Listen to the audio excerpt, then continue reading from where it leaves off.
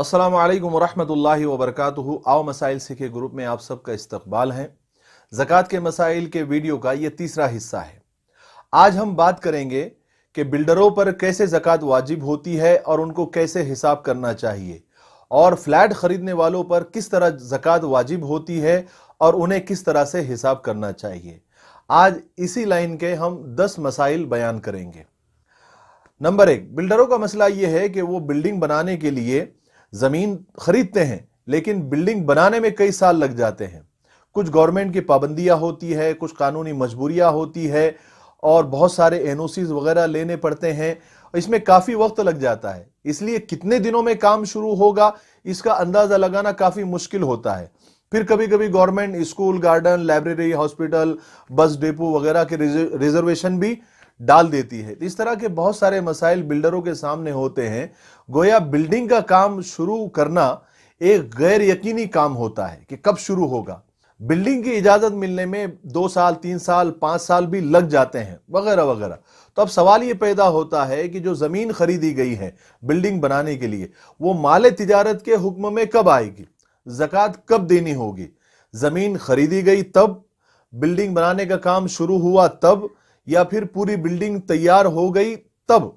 तो उसका बड़ा आसान ज़कात का उसूल यह है कि अगर कोई चीज़ आपने ज़ाती इस्तेमाल के लिए नहीं खरीदी है बल्कि तिजारत के लिए खरीदी है, तो जब से खरीदी है उस पर ज़कात वाजिब होगी, चाहे काम शुरू होने में कितने भी साल लग जाए, 2 साल, 5 साल, 10 साल भी लग जाए, 15 साल भी लग जाए।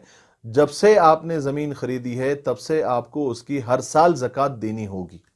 नंबर 2, अगर बिल्डिंग का काम शुरू हो गया और बिल्डिंग अभी अधूरी बनी है, चंद स्लैब हुए हैं या पूरे स्लैब हो गए हैं, बांध काम नहीं हुआ है, यानी आधा अधूरा काम है, और ज़कात का साल आ गया और किसी को आपने पोजीशन भी नहीं दिया, किसी को कब्जा भी नहीं दिया, तो उसका हिसाब इस तरह से लगाया जाएगा कि जिस हालत में भी आपकी बिल्डिंग है, अगर उसी हालत में आज के मार्केट वैल्यू के हिसाब से अगर बेची जाएगी तो उसकी कीमत कितनी आएगी, उस कीमत के ऊपर ज़कात वाजिब होगी। नंबर 3, अगर किसी ने बिल्डर के पास से फ्लैट इन्वेस्टमेंट की नीयत से खरीदा कि जब भी अच्छी कीमत आएगी इस फ्लैट को मैं बेच दूंगा, तो ऐसे खरीदार पर भी फ्लैट की कीमत जो भी मार्केट वैल्यू होगी, जिस साल भी आपको ज़कात देनी है, उस वैल्यू के हिसाब से आपको ज़कात देनी होगी। नंबर 4, अगर किसी ने बिल्डर के पास से फ्लैट इन्वेस्टमेंट की नीयत से खरीदा कि जब अच्छी कीमत आएगी बेच दूंगा, लेकिन जब तक वो बिकता नहीं है तब तक उसने किराए पर दे दिया है, तो किराए पर ज़कात नहीं होगी बल्कि फ्लैट की कीमत पर ज़कात होगी, क्योंकि आपको वो फ्लैट बेचने की नीयत है। नंबर 5, अगर किसी ने फ्लैट खरीदा लेकिन अभी कब्जा नहीं मिला तो उस पर ज़कात वाजिब नहीं होगी। नंबर 6, अगर किसी ने बेचने की नीयत से फ्लैट खरीदा लेकिन बाद में उसकी नीयत बदल गई या उसका प्लान बदल गया कि नहीं मुझे अभी बेचना नहीं है, मुझे अभी उसमें रहना है, तो अब उस फ्लैट पर ज़कात वाजिब नहीं होगी।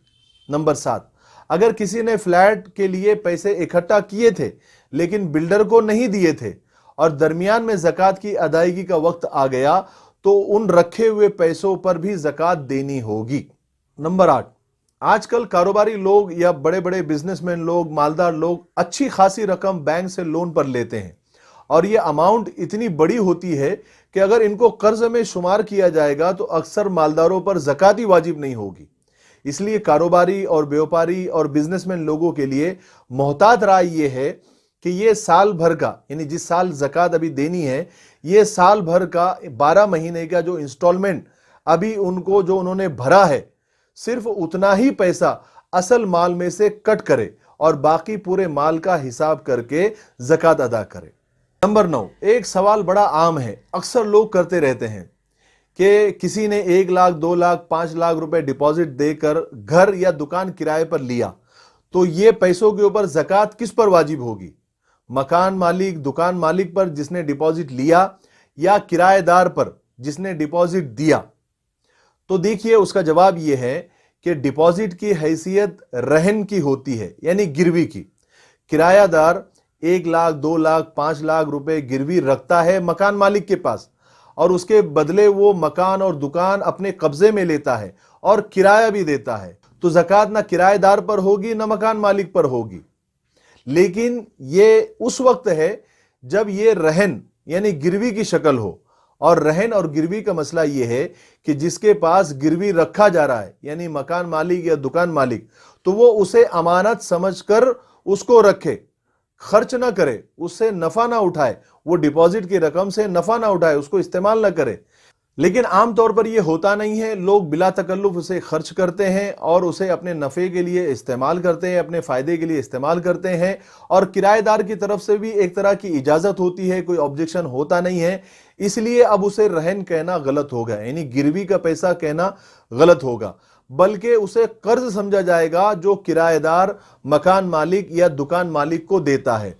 तो अब कर्ज की जब शक्ल हो गई तो अब मकान मालिक और दुकान मालिक पर उसकी ज़कात वाजिब नहीं होगी, बल्कि किराएदार पर उसकी ज़कात वाजिब होगी, क्योंकि वो असल मालिक है, उन पैसों का असल मालिक है और वो पैसा वापस आने की भी पूरी उम्मीद है।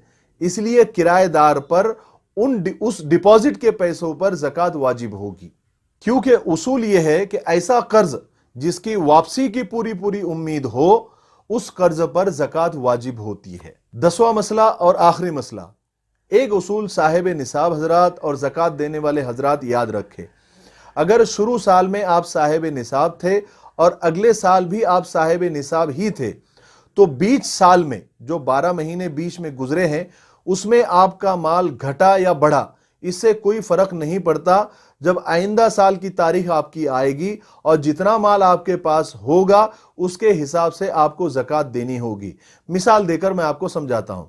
अगर आपके पास शुरू साल में 2 लाख रुपए थे, फिर बीच साल में ये 2 लाख रुपए 5 लाख रुपए हो गए, 10 लाख रुपए हो गए, 15 लाख रुपए हो गए, फिर साल खत्म होते होते होते वो पैसा खर्च होते होते आपके पास 4 लाख बचे, तो आपको 4 लाख पर ज़कात देनी होगी। बीच में जो माल घटा या बढ़ा इससे कोई फर्क नहीं पड़ता, जो अभी माल आपके पास है वो काबिल कबूल होगा, उसको हिसाब में जोड़ा जाएगा और उसकी ज़कात दी जाएगी। आज के लिए इतना काफ़ी है, अगले मसाइल के लिए अगले वीडियो का इंतज़ार करें। उम्मीद करता हूं कि जितने मसाइल आज आपको बयान किए गए या इससे पहले जो बयान किए गए सीधी सादी ज़बान के अंदर आपको समझ आ गए होंगे। अगर आपको समझ आ गए होंगे, आपको फ़ायदा हो गया होगा, तो इसको आगे आप फॉरवर्ड करें, आगे लोगों तक शेयर करें, ताकि लोगों को ज़्यादा से ज़्यादा लोगों को इसका फ़ायदा हो। अल्लाह तबारक व तआला अमल की तौफीक नसीब फरमाए। अस्सलामु अलैकुम व रहमतुल्लाहि व बरकातहू।